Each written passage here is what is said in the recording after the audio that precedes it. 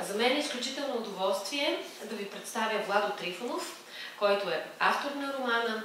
Предполагам, че повечето от вас знаят и за другите две негови книги. Книгата с разкази Куци ангели и романа Суета. Ако пък не сте ги чели, препоръчваме ви да го направите.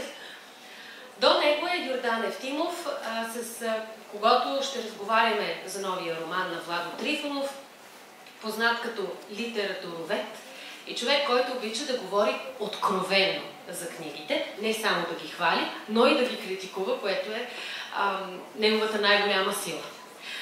До Владо Трифонов е Соня Хачикян, която е създател на издателство Лемур, което застава за този роман и, разбира се, добре познатата на всички Яна Маринова, която тази вечер ще прочете отказ от новата книга на Владо Трифонов, а също така ще ни разкаже и малко повече за своята първа среща с автора и за тяхната съвместна работа. Владо, искам да започнем с една твоя лична история. За повечето от гостите тази вечер е известна информацията, но да я припомним, че годината, в която се разделяме с Фани Попова-Мотахова, е 1977. Къде бяхте вие в тази година?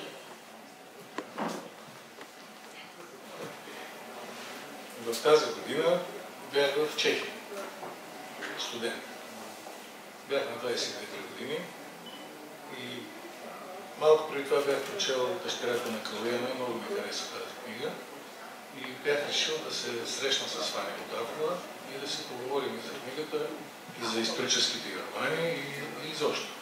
Не можа тогава да се реализира тази среща. Фани почина в 1977 година. Аз продължих да уча и сега от година и половина тази ми идея се възобнови. Започнах да си разсъждавам как да направя книгата, как да я напиша, какво да проучвам, как да го проучвам. Между другото искам да отворя скоба, да кажа, че минах през сериозен етап на проучване. Можете ли да ни разкажете малко повече точно за този етап? Кои са източниците? Източниците са много на брой. Те са най-вече писани неща за нея, но основно беше нейният дневник. Основно беше онова, което тя говори пред Народния съд.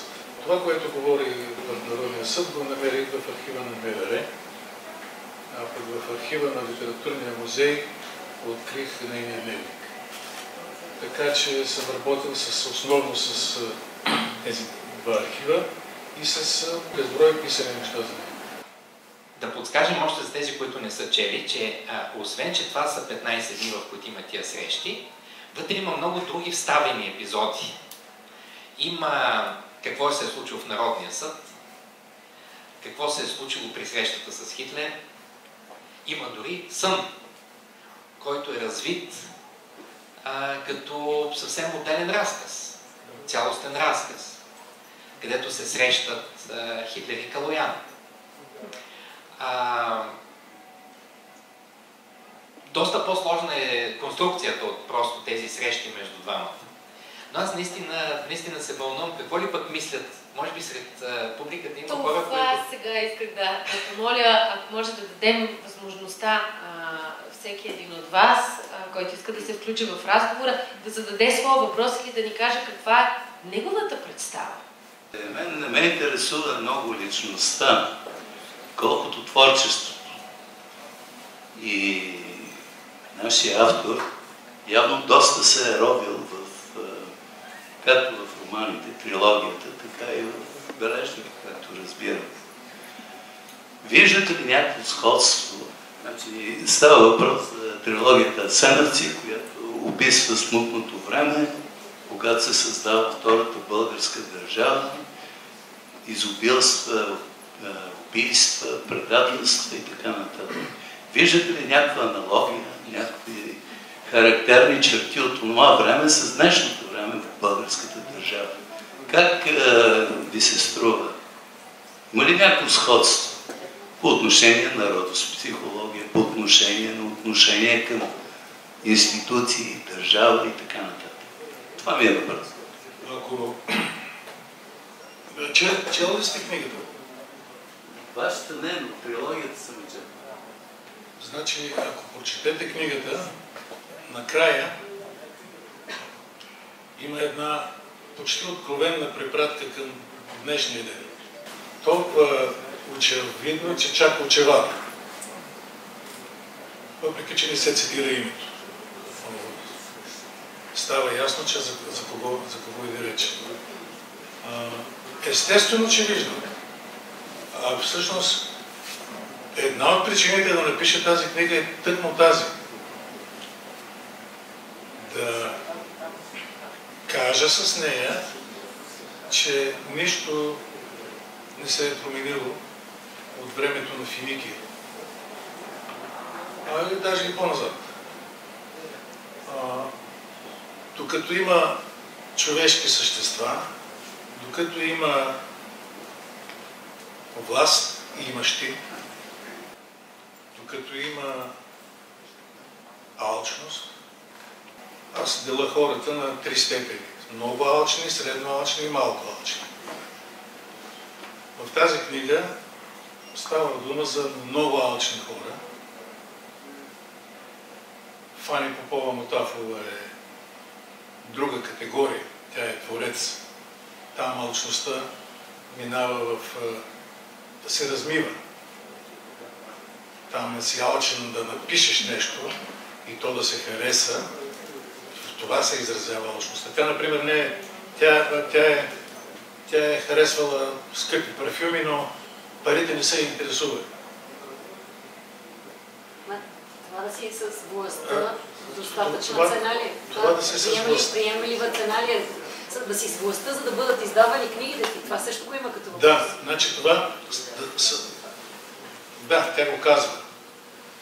Ако прочетеш книгата и ти, ще видиш, че тя на едно място казва: аз, за да издам своите исторически романи, за да ги преиздам 2 пъти и 3 пъти, съм готова да сключа сделка и с дявола.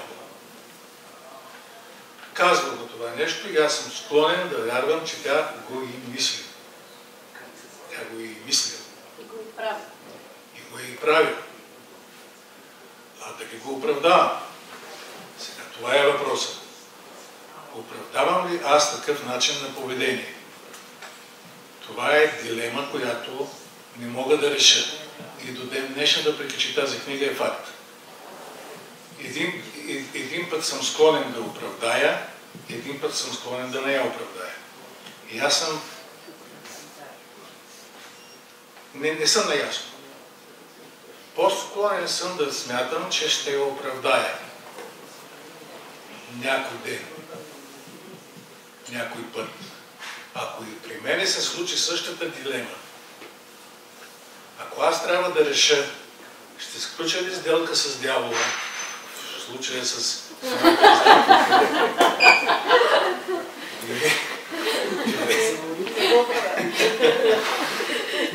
Ако имате намерение за други книги, не си служете с такива метафори. Да обясним на хората, които сега тепърва ще прочитат книгата, каква част от тези интервюта, срещи са фикция и каква част има документална основа. Какъв е баланс? Имало ли изобщо среща между автора и героинята? Ето, това е интересно. Ще отговоря. За 77 година стана ли дума? Защото стана. Че бях на 22-3 години, стана ли въпрос? Че имах намерение че бях прочел Дъщерята на Клояна, стана ли дума? Стана, добре. А че бях в Чехия? Също. Че не се реализира тази среща, защото тя почина 77 година, също стана. Това е факт. Книгата е факт. Значи, при други условия, сега, 23-та година, тя все пак излезе. Това, което аз съм си мислил на времето пред 77 година, по някакъв начин го виждате реализирано тук. То може би не е същото. Може би въпросите, които сега задавам фикционално, тогава ще да бъдат по-различни, но в крайна сметка става дума за едно и също. За това, че тя е изключително умен човек, изключително талантлив човек, изключително работоспособен човек и страшно противоречива личност. Защо е противоречива? Не само защото от 9 септември, като дойде национално-фронтовската власт, отива на другата страна. Това за мен е игра с системата. Аз съм убеден в това. За разлика от тебе, аз съм убеден, че тя се играе с системата. Друг въпрос е защо системата позволява да се играе с нея. Тя позволява да се играе с нея, защото 62 година, както казах, Хрущов идва на власт и такъв тип игра е позволена. Тоест, това, за което тя е съдена преди 9 септември, сега ще бъде похвалена. Може би не са искали да избият достатъчно много хора. Да, може и така да се Да си решили чак толкова много убийства са прекалени. На въпроса ви. Такова интервю... Чакайте. Усетих се нещо. Ама чел ли сте книгата? Подозирам, че не чак до там напред. Аз съм в начало. Аз съм в самото начало. Тук е написано. Писателката е художествено-документална проза, която разчита на детайлно познаване на историческите епохи, залегнали в повествованието, както и на характерите на героите в тях, при цялата условност на това твърдение. Това изречение, при цялата условност на това твърдение, е абсолютно точен отговор на вашия въпрос. Как се запознах с Владо Трифонов? Откривам една книжка, роман "Суета, където има хипотетичен разговор, точно толкова хипотетичен, колкото е в книгата за Фани Монтафова, хипотетичен разговор между Стоян Михайловски и Иван Вазов, които стоят в едно софийско кафене и разговарят по време на царска България за Пенчо Славейков. Да представете си какво прочитам аз, което се базира на всички факти, които знам. Благодарение на доброто образование, което имахме в България и което се опитва да запази позиции в България. И разбирам, че всъщност това е човек, който, добре, той разказа хипотетичен разговор през хипотетична история, но всичко това е истина. И е самата истина. И аз мога да се закълна в две ръце в тази истина. Така, разбира се, срещнах с Владо Трифонов, намерих го, питах го дали може да чета отказ на българите в Берлин. И така стигнахме след това и до книгата му "Куци ангели, разкази и една пиеса". Така че това ми се искаше да кажа в отговор на въпрос, който вярвам се върти във всички глави и в моята, защото аз не съм чела писателката. Аз не съм чела писателката, дойдох като верен фен на литературата, която издава Владо и нямам търпение да я прочета. За хората, на които тепърва им предстои да прочетат книгата, искам да дам думата и на Соня Хачекян, която да ни разкаже как стигна до този роман.